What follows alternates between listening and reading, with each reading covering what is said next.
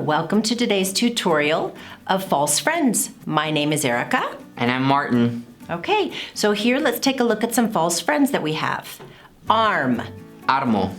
Carpet. Carpeta. College. Colegio. Delight. Delito.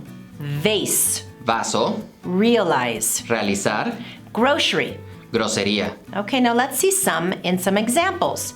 So, for example, my arm hurts. I just bought a new carpet for my living room. I finished high school and I'll start college in August. This cupcake was delicious. It was such a delight. Could you put these flowers in a vase? Oh, it's 1:45. I just realized I'm late. And I need to make my grocery list.